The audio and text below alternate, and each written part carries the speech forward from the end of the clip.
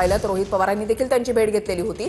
बारामतीतून अर्ज मागे घेण्याचा निर्णय घेतलेला आहे अशी मोठी माहिती वडेट्टीवार यांच्याकडून देण्यात आली। अर्ज मागे घेण्याचा निर्णय हायकमांडला सांगणार असं वडेट्टीवारांनी म्हटलंय। हायकमांडच्या आदेशानंतर अर्ज मागे घेण्याची प्रक्रिया जी आहे ती सुरू होईल अशी माहिती वडेट्टीवार यांच्याकडून देण्यात आली आहे।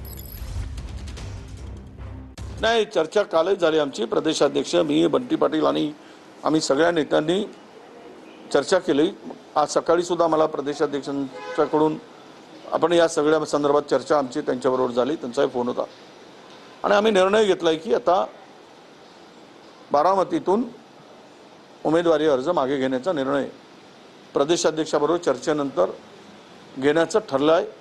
हा प्रदेशाध्यक्षांनी आम्ही तिथल्या लोकांशी चर्चा केल्यानंतर बंटी पाटील आहेत, त्यांचंही मत आहे।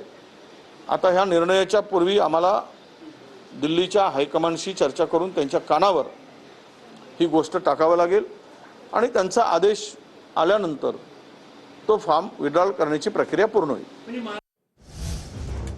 बारामतीमधून उमेदवार मागे घेण्याबाबत काँग्रेसमध्ये आता असमन्वय असल्याचं दिसून येतंय। हायकमांडच्या निर्णयाआधीच वडेट्टीवारांकडून ही घोषणा करण्यात आलेली आहे। मल्लिकार्जुन खरगे आणि काँग्रेसच्या वरिष्ठ नेत्यांची चर्चा एकीकडे सुरू आहे, अंतिम निर्णय यायचा आहे। मात्र बारामतीतून उमेदवार मागे घेण्याबाबत काँग्रेसमध्येच आता असमन्वय असल्याची बाब जी आहे ती पाहायला मिळते। अक्षय मनकणी आमचे प्रतिनिधी या संदर्भातली अधिक माहिती देतील। अक्षय,